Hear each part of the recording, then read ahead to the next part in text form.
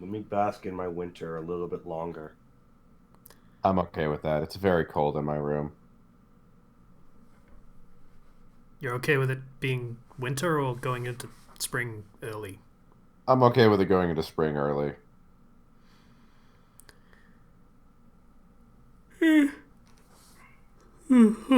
Sleepy. On the one hand, yeah, my heating bill will go down when it's spring, so that's nice. But on the other hand, I like it cold. So There's a limit to liking it cold, though, as I've found out. yeah. So hi everybody, Hey, podcast three. Hello. What's up? How's it going, Casey?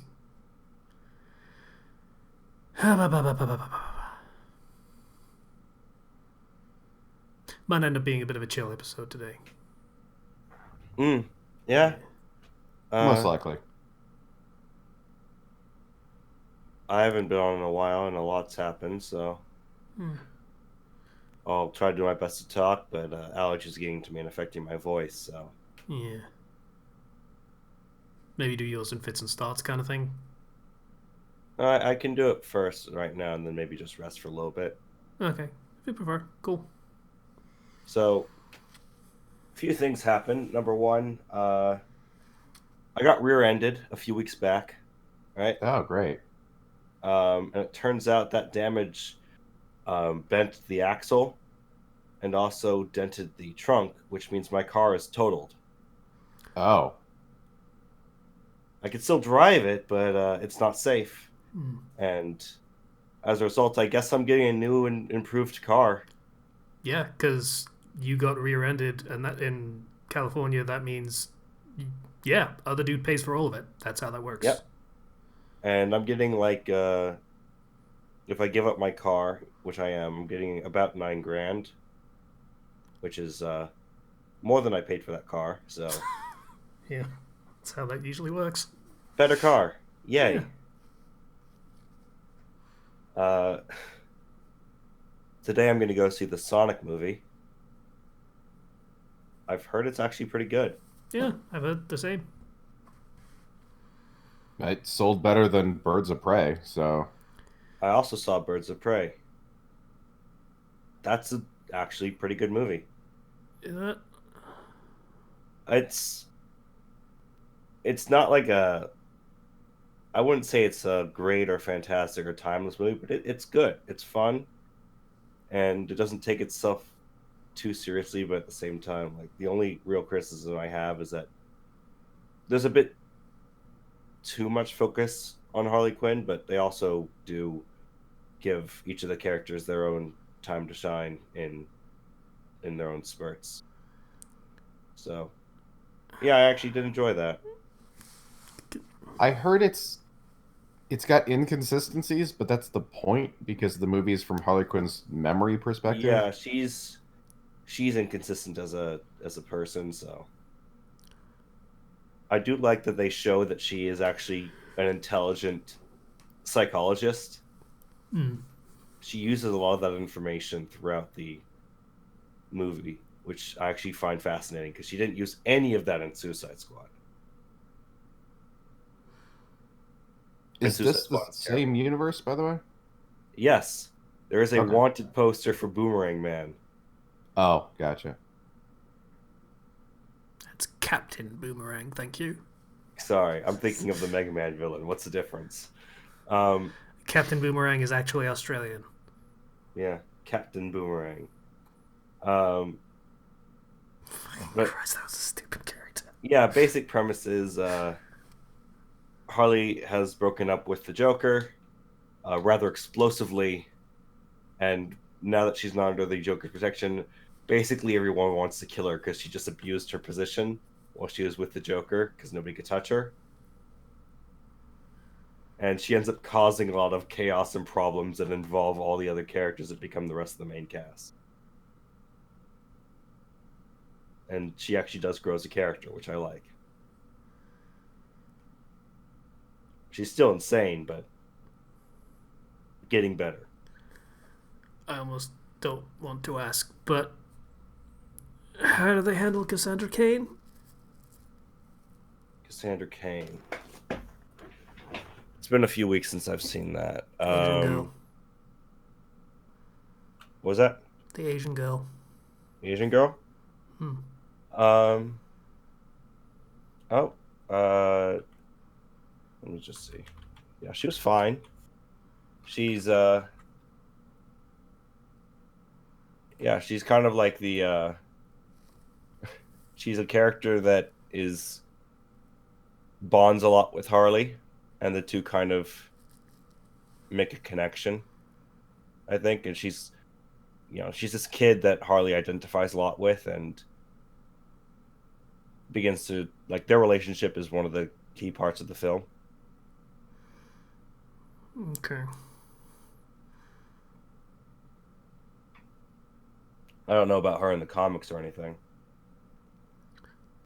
Uh, in the comics, mm, she was Batgirl too. Mm-hmm. She was the daughter of, I think he was an assassin who did not let her speak, did not talk to her. She only learned to communicate through body language and being beaten on the regular. Okay, well, that's not in this film. I thought not. Yeah. She is a pickpocket who ends up picking a certain pocket she should not have. Huh. Okay. That's very disappointing. I But figured she would I be didn't expect better any at better. that. So Yeah, well, as somebody who hasn't really read a lot of the DC comics, I thought it was fine. it's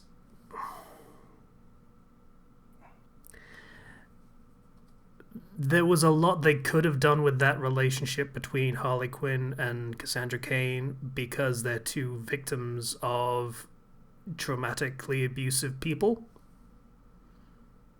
Yeah, I see. It They did not do that. it yeah, the fact that they put her in this film with Harley Quinn and then didn't do anything with that just seems like a tragic waste.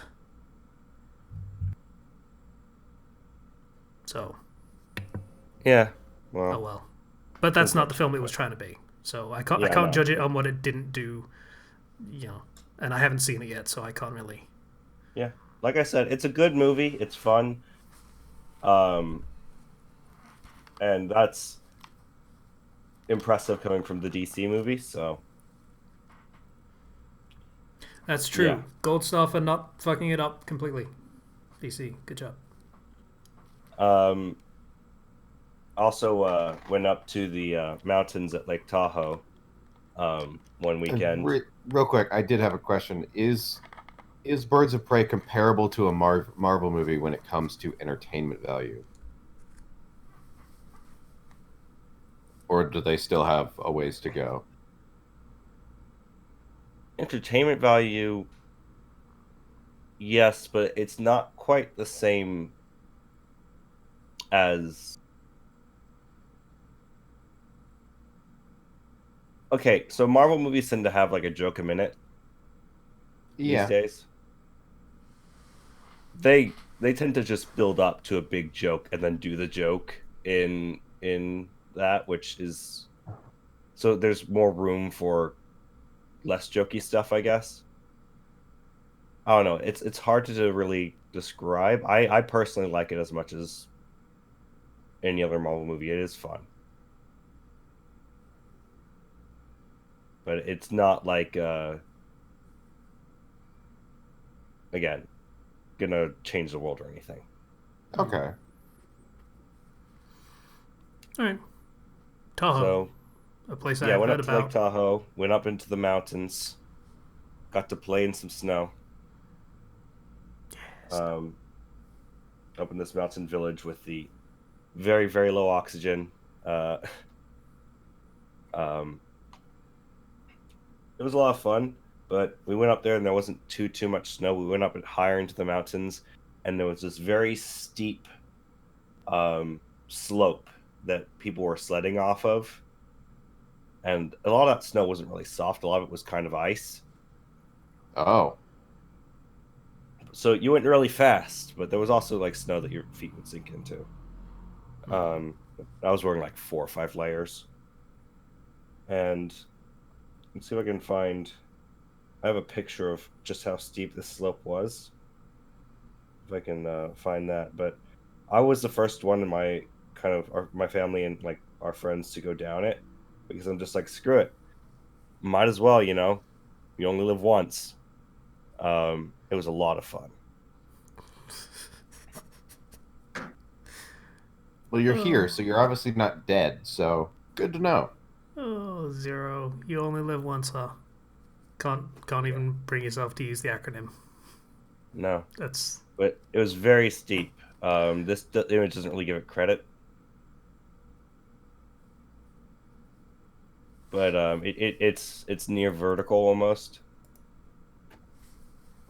and that was yeah, that was a lot of fun. I did that twice, and I was like, I can't do this anymore. I have so much snow on me.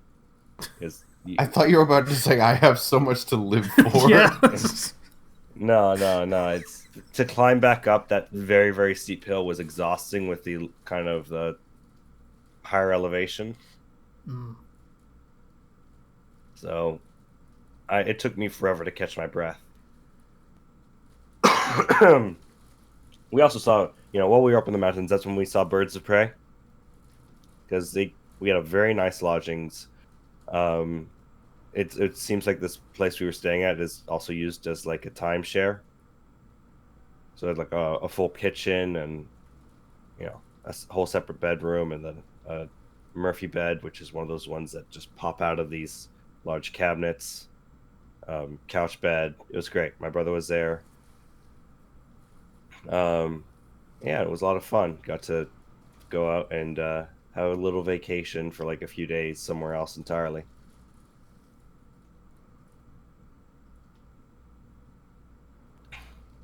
Um, Aside from that, I started playing Grand Blue Fantasy because I have a friend who's very into Grand Blue Fantasy. That game is way too complex. Yeah. Not that I'm speaking from actual knowledge because I've not even touched it, but yeah, that's what I've heard. So the way it works is you have your characters, right? They all have their own individual skills and their own individual roles on top of that. You have your main character who is always in the party, who goes through a very expanded class list that you can go through. And then you have what's called the grid. The grid is made up of all the different weapons you accumulate, up to like, I think there's like 12 weapons or something. And you equip all these different weapons that you each level individually, and they give you your big attack stat and everything. This is a very, very basic summing up because you get multiple summons. You get like 5 different summons, and then a support summon. The summons are all elements. By the way, there's like 6 different elements, and yeah, it quickly gets more and more complicated. The digger and the deeper and deeper you dig with all these different materials. And I found out I had previously played this. I had previously played this game like a year or two ago, and then I stopped. And then I went to go, I'll play this game. I'll probably end up with a new account. It's like, no, my old account was there. So I got like a ton of free stuff for free. Yay. So I just rolled. I got some good characters, and that's just something to do kind of idly now. But main thing is Fate, so because I actually care about the story in Fate Go, you know? Yeah. You need like a dictionary for Grand Blue with all the different terms they use, or thesaurus rather.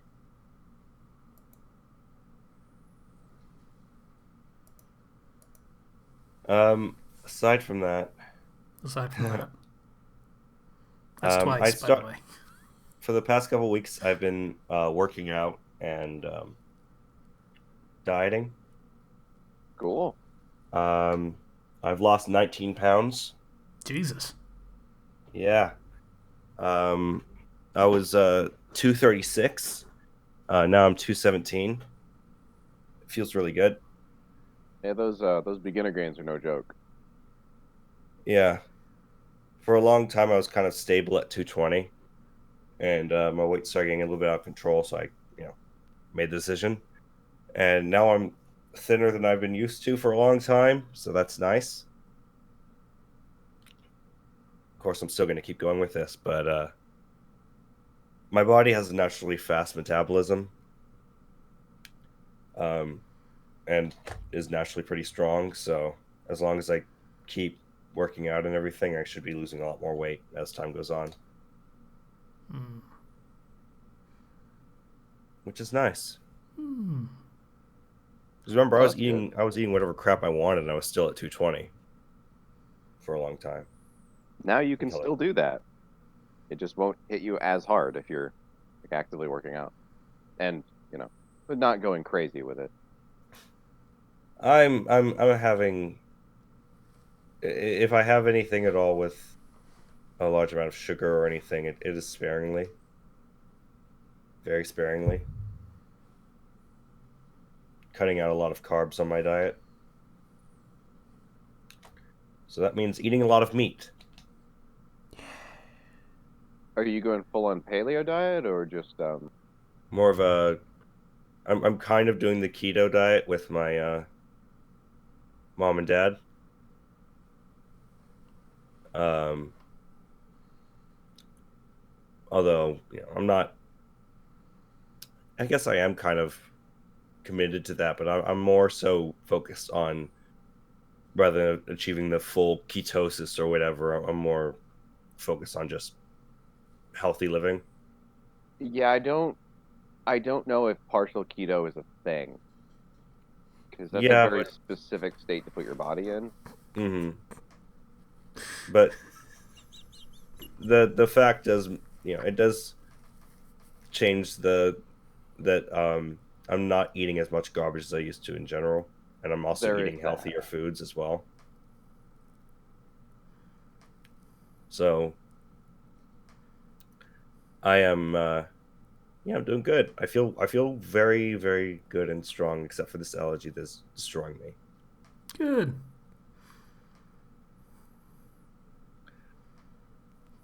Okay. Could, Um, maybe we should change the name of the keto diet just for the sake of me not bursting out in laughter anytime anyone mentions it. What does it mean over there? Is it a cultural thing? No, it just makes me think of bleach. yeah, I was about to Oh, say bleach. fair enough. Right. I also beat this game that I got while I was up in the mountains. It was Monster Boy in the Cursed Kingdom. Cool. That was a very good platformer with all its transformations and everything. Um, it's on Switch. Highly recommended it. Yeah. Um, I'm trying to think of what else is going on, and right now I just want to stop talking because my Cool. Yeah, I think Zero's throat just decided, yeah, you're done talking mid sentence. That's cool. Yeah, that's fine. Um, I'll go next. We're getting our ass kicked by what is apparently called Storm Dennis. That's that's what we call. I thought we were stupid in naming our things like really stupid names. Yeah. Also, it's nice that your microphone seems to be going a bit radio mic on us. Hmm. That's weird. As in like my voice is kind of robot-y or Uh, yeah, it's sort of. You know how like when you're listening to the radio and they have like a caller call in. That's kind of what it sounds like. give me 1 second. Cool. Um, so yeah, Storm Dennis has basically kept me inside for most of the past week because a lot of rain, a lot of wind. It's not been great. There is like flooding about 3-4 miles away from me. It's not great. Okay, there we go. That's better. Yeah. The power cord half came out, unfortunately. Of course it did. Happens. Yeah. So, not been able to do much shopping, which is unfortunate because I was hungry. Also means I'm kind of stuck at home on my birthday, which is now. Oh, Cool. well, shit. Happy birthday, I suppose. Thanks. I Happy don't really care. birthday. Appreciate it. Don't really care. It's 31. Who gives a shit anymore? It's honestly not even joking. I'm gonna get you a birthday present. Don't do that. Why? Because I honestly don't care. I don't want. No, please. Okay. Thank It you. reminds him that he's over 30, which is apparently a faux pas in today's society.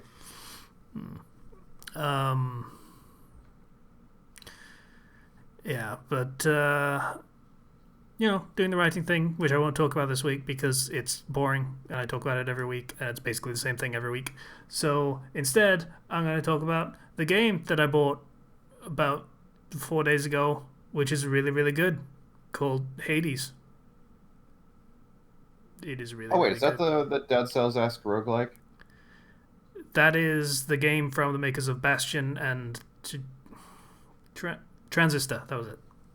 Yeah, the game from them that is a roguelite where you play as the son of Hades, who is a bratty little shit that wants to escape from the underworld. And every time he dies, he goes back to the entrance to the underworld because that's how dying works. That's just common sense. So, Okay. Cool. yeah, it's really, really good. Like, the combat is fun, the weapons are fun, the combinations of powers you can get, like, every room there's a chance you can get, like, a boon from one of the Greek gods, and they all sort of mix and match in these weird and awesome ways. So that's fun. And I did a stream on Sunday. I think it was Sunday. Technically Monday because time differences. For me, it was Monday. But yeah, that was fun. I did a drinking game where I would be drinking every time I got a boon from the god Dionysus, who is the god of tits and wine, basically. And yeah, that took a long time to get going because he decided he didn't want to show up in my game for a while. So it was like a good 45 minutes to an hour of no drinking because he just did not show up. So that was disheartening. Well, what an asshole. Yeah. Dude, I even named the stream for you, my dude. You just fucking leave me. Well, that is actually pretty. That's pretty on point for a Greek god. So, you know.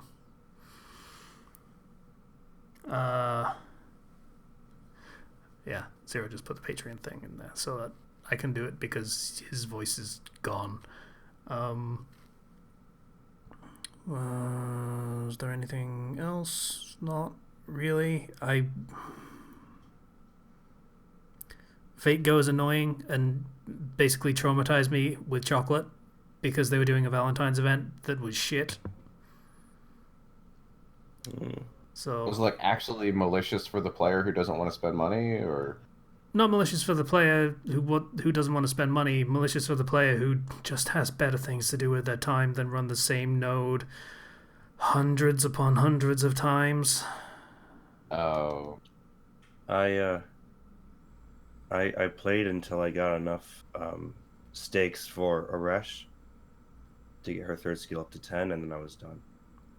Yeah, Which instantly got me everything I needed, so. Yeah, I really feel like, in my experience, that seems to be a lot of what Fate Go events are. You just grind for the one thing you want and then just get it. Or at least try for it really hard, and then because it rolls and... The thing is, the events themselves are usually actually pretty reasonably of a reasonable length, like the story of them, is fine, and the reward you get for it is significant. But then there's all the extraneous shit that it gives you if you want to put in the effort, just want to go a little bit further beyond Plus Ultra. And, yeah. And that's how you end up spending a lot of your time wasting it on the same fucking node over and over again so you get all the resources. Oh. It never feels worth it now that I think about it. So I'm probably going to stop doing that in the near future.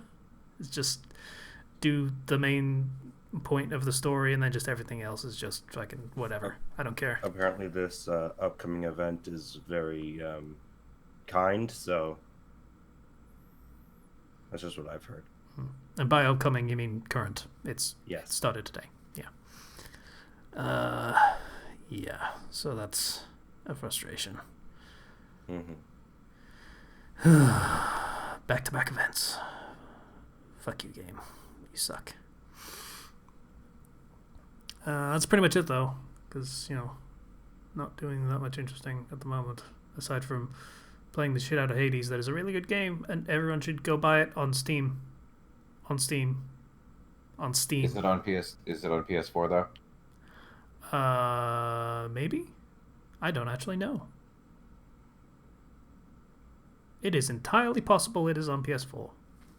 Well, then I may get it if it's on that, but I haven't. I realized this last night. I haven't hooked up my desktop since I moved here, and even before that, it wasn't hooked up for months. Supergiant Games' Greg Kasavin announced today that their latest title, Hades, will launch into version 1.0 in the second half of 2020. That means that a Hades PS4 release is still quite far away, so they will release it when it is out of early access. Oh, okay. The pessimist in me says that's never. Games don't leave early access, but this one's actually pretty close. Like, it is almost complete, as in, I have completed the base game, technically. Also, this is Supergiant we're talking about. Yeah, these are the Bastion and Transistor guys who actually do games and not just long cons. They have a good record. Yeah. That's fair. They've earned it. So, the game is basically finished. I completed it. As far as just like the regular, hey, run through the dungeon and get to the end and beat the final boss and leave thing, I did that. I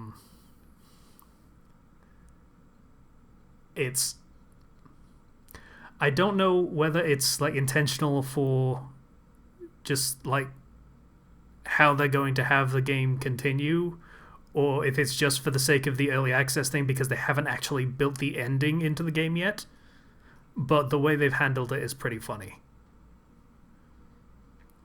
Because I don't think it's a spoiler to say that Hades is the final boss when he tries to stop you from actually leaving the underworld.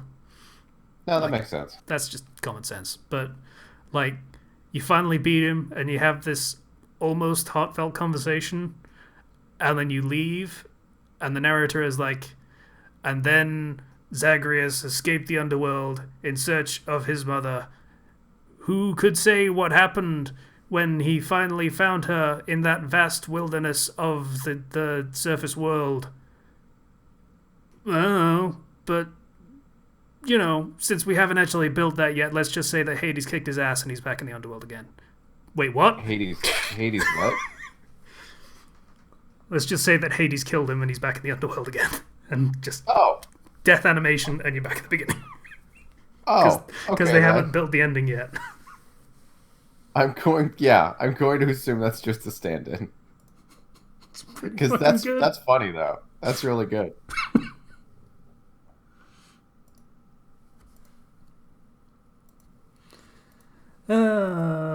Fresh, I'm not sorry that I spoiled the ending of Hades for you because you should have finished it quicker because you suck.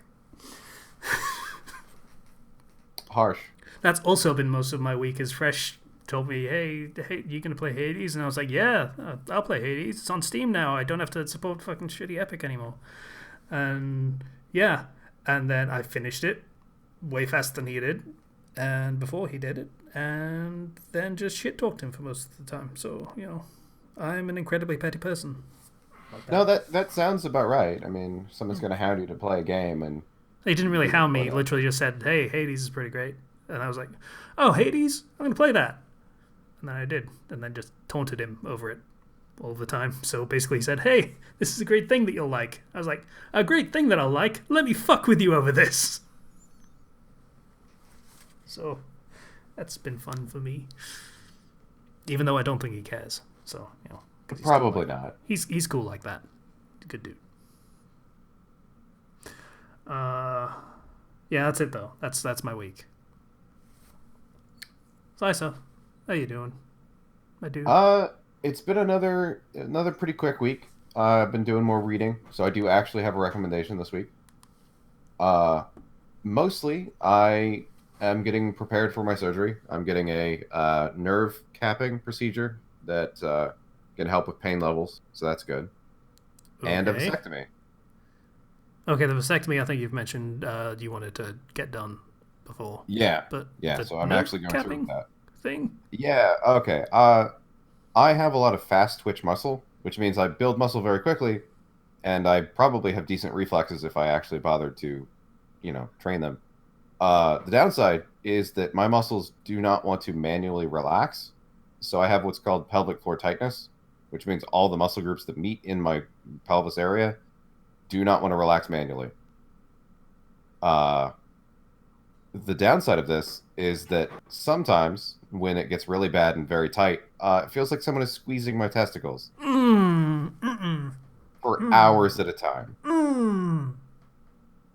Yeah. So that's not great. Uh, and it is a dysfunction and not a disorder, or it's a permanent version, basically. So I'm just on physical therapy for the rest of my life, which it is not as bad as it sounds. I just have to do stretches every day, basically. And so the nerve capping just pretty much destroys the nerves that are in pain because there's no upside to me being in pain all the time. It just hurts. So they're going to do one side this surgery and then the other side the next time because it takes 2 hours per side. So yeah, that's on the 28th in 10 days. So that's going to be really exciting for me. Yeah, no longer in pain. So that's nice. Yeah, it's an On a upside.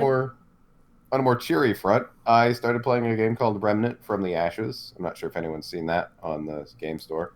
I have Uh, vague memories of the name. it was sold to me as Dark Souls with guns, and that's kind of what it is. It's a gritty post-apocalyptic world with vague magic elements, and you fight a invasive species called the Root, which is like corrupted tree people, and they're trying to take over the planet. There's something about other dimensions and dimensional guardians being killed, and that's how the Root is getting into different dimensions or worlds, alternate worlds rather, not dimensions. It's pretty good so far. The only thing I don't like is that every single boss fight has ads. Just they throw garbage enemies at you, and if you play solo, you can't keep up. Oh, ads, As additions, in not the other thing. Yeah, I was very like that's not really not obtrusive. not advertisements. That would be more. I would honestly prefer that over them throwing 3 or 4 additional enemies at you every 10 seconds. And so I'm sure if I played, it is an online game up to 4 people. So I'm sure if I played with 4 people, you could just steamroll bosses. Solo, it's like I can't ever do damage to the boss because I'm dealing with the ad. And Friggin' pop ups. they have this really nasty habit of spawning behind you in an area you just cleared to, fall back to because it is a shooting game. There's melee, but it's not the focus. Sorry, I'm just imagining you fighting waves upon waves of pop up ads now. It's just Yeah, that's essentially trying to watch anime without an ad blocker. So That Yeah, was my experience this morning. that's true. Yeah. It's only $40. So that's pretty cool. It definitely. I don't know what it is. Dollars made me go from I might get this later to I'm going to get this now. So so that was interesting. I didn't expect that kind of a big change, $20 to make. Yeah. Yeah. I think that's my only complaint with this game, really, is that the boss fights are just bullshit, pseudo difficult. Otherwise, the guns are nice. The weak point hitting is solid. Enemy variety is okay, and the lore of the setting is very interesting. I think I think that's really my whole week. Honestly, it's been a pretty slow one. I played D&D on Saturday. We it was my first. Oh, actually, yeah. I guess this is kind of a whole thing. Um, I played at a table that the DM did more cinematic stuff, so things weren't quite entirely based off of your stats. You kind of told the DM what you wanted to do, and he would tell you what to do, basically, or tell you what to roll. Okay. And that was pretty cool. As a warlock, I can cast 2 spells a day because I'm only level 5. Uh, and so I'm a bad warlock because I burn through those spells in the first 2 rounds of combat instead of saving them. And then we didn't get a short or a long rest for the next entire session, so I didn't have any spells. Uh, and so we fought a literal army of giants with the help of the Viking nation. It was a big thing. Hmm. And because I was out of spell slots, I decided to try and pray to the gods for power, and it worked. And I cast a level 5 spell when my max level spells are 3, and used a flame strike on the leader of the giants, which is essentially an ion cannon. Yeah. That's a fun DM you have then. It was Not great. allowed. It was fantastic. I then proceeded to roll a con roll, and the DM was being very shady about what the con roll was for, and I got a nat 20, which was good because he was either going to kill me on the spot of magical overload, or take me from level 5 to level 3, I as take in that back. take levels away from me. That's kind of awful. Depending, the killing was only a nat 1. That was only a possibility if I critical failed that roll. It wasn't like anything below a 15 or something. You want some advice from somebody who's DM'd for a lot of warlocks? Go for it. Warlocks are basically a martial class, just disguised as a spellcaster. Yeah, but my AC is 12. Then get armor. Eldritch Blast. I know. I can't. I mean, I'm essentially the sniper when I don't have. Focus on spells like Hex and Armor of Agathis that are concentration and can run for a long time to lower your spell use. Yeah. Because Hex is just a passive extra damage on every hit to an enemy, and you I can move it don't. to somebody else after you kill them. I don't know if I even have hex actually. That's like the kind of the go-to spell for warlock. So, Well, blade locks. That I see for a lot of blade locks anyway. well, I'm a in general, celestial warlock. because again, it's extra damage because hey, you have Eldritch Blast, so it helps True. make that attack a lot more powerful. And it fires 2 beams now, which is pretty nice. Mm-hmm. So The yeah, extra that attack was is more that was my experience playing on Saturday, which was nice. I definitely. It was kind of annoying that sometimes we just rolled a d20 and we didn't actually add any of our skills. It was just kind of straight up to the dice. But why? because it wasn't really a check that was determined by any defined skill. It didn't happen super often, but it happened often enough that it Like, give bugged me me an a example touch. of that.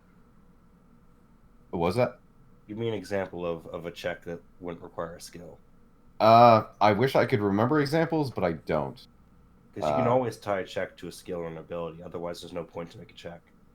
Oh well, my check to ask the gods for power essentially should have probably been a religion check, Yep. but Or a D100. Or a D100, yeah. That Roll would be a your good level, chance to attempt use to divine percentile dice. intervention. It wasn't. Well, yeah, I guess it would be a pseudo divine intervention, wouldn't it? Yeah. But yeah, that probably should have been a religion check, and I would have probably argued that it should be. But despite being a celestial warlock, I don't actually have proficiency in religion, and I have 0 intelligence mod, so it would have been 0 anyway. It would be a wisdom mod. Oh well, I have a 0 in that too, so. Or maybe a +1. I can't remember my stats exactly. They're kind of min maxed a little bit. Yeah, my last Thursday session I DM'd for a character. Not one character died, and another one got kidnapped forever. Oh great. They they're the whole premise is they're a bunch of, well, most of the party are criminals who escaped the world's most secure prison, and in their escape they ended up freeing all the most dangerous prisoners in the world. Oh right, yeah, you Yeah. talked about that. So they sent the T-1000 after them, essentially. Oh Jesus. Or after one party member in particular who needed to be retrieved because they escaped from a lab. And they retrieved that person, and another character died because one of the players decided to attempt to overcharge their magical weapon and use all charges at once, despite that not being how it works. So the magical item exploded and knocked the character unconscious. And then they got hit by a legendary attack, a legendary action from the boss. And then their turn was next, unfortunately. So they rolled a 5 on their death save and died. Do you add con mod to death saves? No. I know that's kind of a. I mean, it absolutely is a con save in my opinion, but I know some DMs don't do that. It's not a con save. Otherwise, you would have certain characters who always succeed. Well, that's kind of the point. It's very hard to kill certain characters. No, the entire point of making it hard to kill certain characters is that it's really hard to put them down. But if you're dying, you're dying. Yes, that's why barbarians have these special feature that let them roll con saves instead of going down. That's what that is for. There's no reason to add a con save to a death saving throw. I thought that was only half orcs. Because half orcs have that as well. Half orcs have relentless or whatever, so they can come back at 1 HP. But barbarians have a class feature that lets them roll with an increasing DC every time they go down to remain at 1. Oh, okay. But if you tie it to con saves, then you have characters with less con who just die easily, and then that's just not fun. I don't. Okay, I started playing in Pathfinder, so that game has a billion customization options. It straight up has like several hundred feats. So I'm used to characters being so distinct that they're going to have inborn advantages and disadvantages. Well, 5e is so flat when it comes to that. There's not a lot of customization. You can't get too far from the status quo, basically. It depends on how much your DM is willing to work with you. I've done a lot in terms of, like, I gave my characters an item in my Saturday game which allows them to combine the effects of magical items that are rare or below. Oh, okay. You know, and there's a lot of more customization you can do with that because it frees up attunement slots and so on and so forth. Yeah, no, I can see where that would be powerful. You know, combine that with a lot of custom magic items, and you have a very unique looking party, along with unique items and everything. But in terms of death saves, that should not be tied to con. It is a 50-50 of whether or not you'll succeed or die, with a natural 20 being coming up at 1, natural 1 being failing 2 deaths, saving throws. It keeps death a bit more of a threat. Yeah. Granted, with revival later on, that becomes less of an issue, but in my Thursday party, we have no cleric, we have no paladin. Nobody can revive. Also, I'd say with the Pathfinder thing, with characters being really, really customized, I would argue that leads to a lot of Power gaming. Not even power gaming, rules lawyering. Yes. That just adds It hundreds upon hundreds more rules. That might be a it preference can thing though. but it's like there's at least in my experience, there was an understanding that if you don't understand the rule and you're unsure about it or unsure sounding, then you didn't get to do it. So 5e. Yeah. you had to be confident in your character and know the rules. 5e is not about your characters becoming godlike or anything. Like, you're not going to become super all powerful, but what 5e does kind of focus around is the numbers game of how many people are up, how many people are down. So it's a very different type of game. If you want to make it into Pathfinder, I would sure type to a con save, but that kind of unbalances a lot of things. Also, to bring back something you were talking about way a while ago, that flame strike thing, I would say the failure of losing levels would actually be worse than dying. Mm-hmm. Personally, Uh, kind of. I've had this character for the 3 months I've been going there. People re-roll characters every week sometimes. So In long ongoing campaigns, which are the ones that I do, I don't use experience. I kind of use more of a milestone system for levels. So the idea of removing levels is just completely foreign to me. well, it depends. That character is going to be underpowered for a couple sessions, but I assume you would give them opportunities to catch up. I suppose That's it just essentially the threat to the player is that you're going to be a little useless for the next couple sessions and have to get real creative with what little you can do, yeah, especially when we're only level 5. I mean, yeah, that takes away your extra Eldritch Blast attack, and then you just feel kind of useless, and it's not a good feeling to have. It's not fun. yeah. well, I will say, considering I ran out of spells so early in the campaign, and I mean, I have quite a few innate spell-like abilities that I can use thanks to my race and subclass, but I ran out of those as well, so I had to get real creative, and it felt nice to use some of those weird, odd abilities. Yeah, So I guess it depends on how you want to look at it. because like, how often do you guys level up? It's milestone based as well, so every couple sessions at this point. Yeah, Until you hit level 3, it's basically every session. I mean, that seems GMs, but that's not. I did like you know, level. I started my one of my games at level 2, another one at level 5. So I typically level them up based on completion of goals.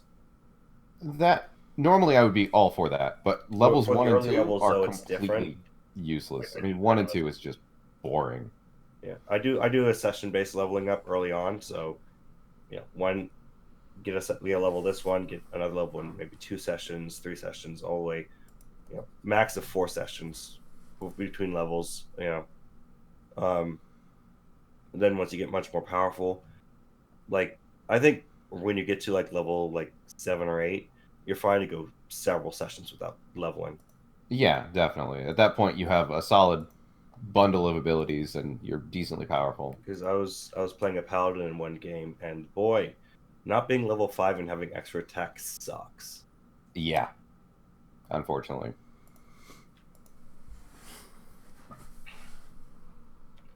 Just, oh, I missed. Guess it's my turn. Yep. And unless someone is nearby, like within 5 feet of you, that needs healing, you really don't have any bonus options either, or bonus Mhm. action abilities. But yeah, I think a lot of the customization comes from magical items and features that the DM is willing to put in. Um, Multi-classing is always an option, though I would not recommend doing it until much later. I've had some people who multi-classed early on. One character, the character who died actually was um, 3 different classes. Aren't you guys only like level 4? No, they were like level 9 Oh, okay. or That's level that's 8. yeah, that's fine then. My other campaign, which has been going on for years now, is they're at level 14 right now.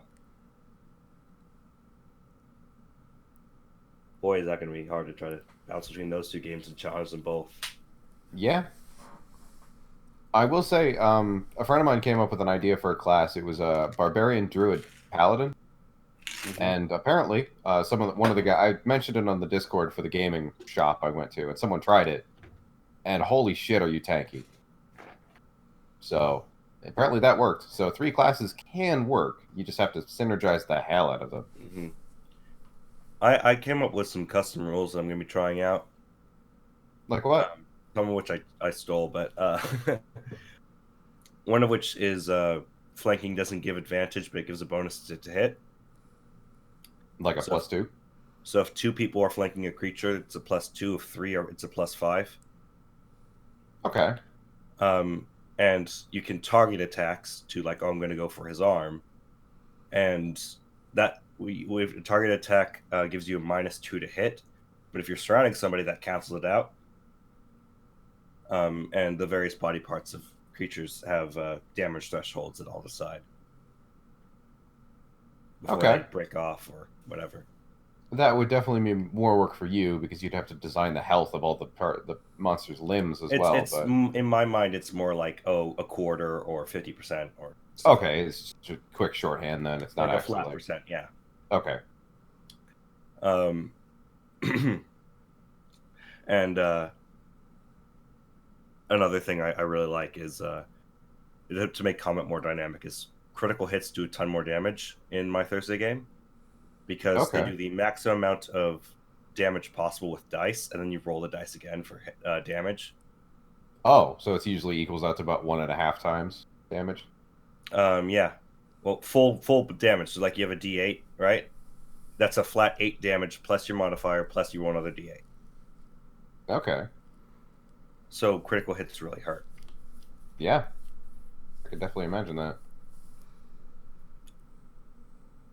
5e can be very fun if you like modified in certain ways, but it all depends on DM. I still don't think losing levels though is ever going to be sitting right with me. That's fine. I don't think the con save on death is going to sit right with me. So there are certain things that people aren't We'll okay agree to with. disagree. Yeah, basically. Now I throw it a shot again.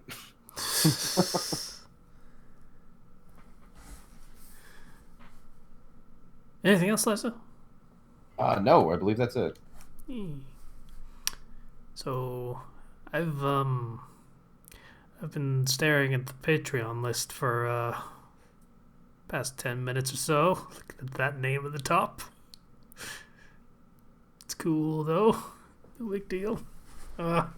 So we'd like to thank the people that decided to donate to us on Patreon. Very much appreciate it. Starting with Greek Guy, donated $1. Thank you very much. I think this is Ryu. Donated $3.50 because he wants to give us about $3.50. I get it. It's funny. Tropa donated $5. You're a really long-term donator, and we appreciate it and stuff. I Long-term think support. he's been a patron at $5 since the start, so that's a lot of money. Thank you. Yeah. The Crossbrain. Gotta run that one through again. Crossbrain donated $10. Thank you, Crossbrain. You're still cool. Ethan donated $10. Thank you, Ethan. It's in his name. His name's Ethan. So, yeah. Bomber BCM donated $20. Hope you're doing okay, dude. Haven't heard from you in a while, but thank you for the donation. And Boy by Fresh donated $20. Thank you for being a good sport about the Hades stuff, I guess. Donated $20 a month to be shit on. That's a specific interest. You're a super cool dude. You're great. Love you so much. Yeah.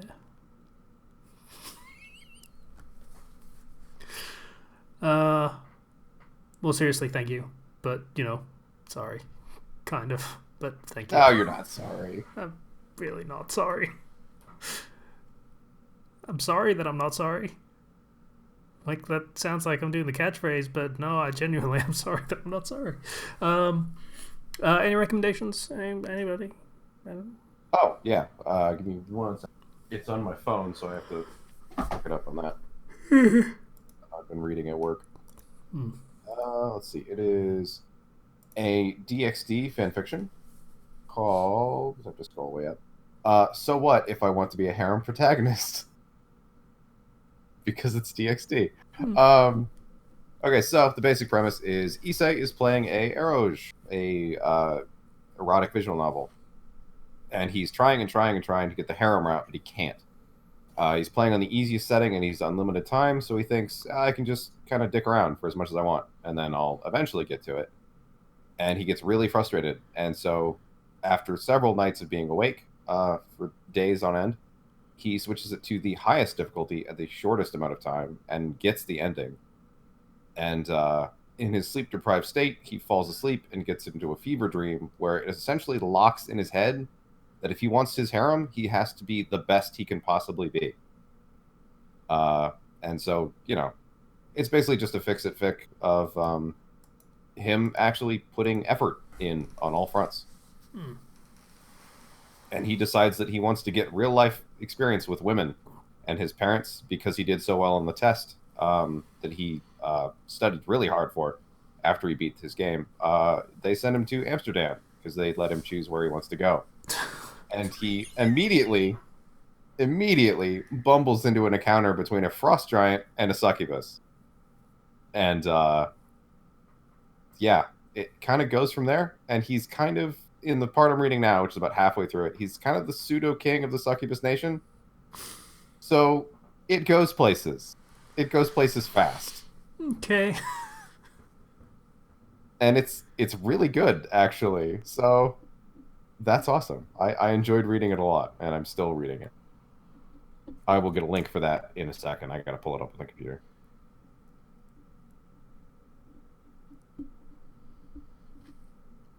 Yeah. I should probably start looking up things to recommend. It's like, I do read a bunch. I should probably find some stuff. But not today. Not today. I recommend Vin Diesel, just in general. There we go. Okay. It's a recommendation. He's a cool dude. Not today. Alright. I guess that's an episode.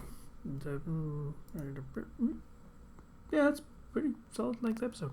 Because we just sort of devolved into talking about D&D for about half an hour, so it's fine. That's happened a couple times now. Yeah, multiple times. Thanks for listening to the podcast. It's bye, everybody. If you want to get in contact, you can do so through the YouTube channel through the comments, though that's not reliable, or through a public Discord, link in the description. Please donate on Patreon if you feel so inclined. Once again, link in the description. Thanks for listening. Bye, everybody. Bye. Yeah. If you want to contact us on the Discord, just go ahead and add us. I'm never annoyed to see that. I'm always happy someone brings my attention to something. Yeah, yes. Adding me is fine. DMing me is not. Just want to delineate that. Yeah. Fair. That's fair. Yeah. So, yeah. Bye, everybody. Yeah. See you guys. See ya.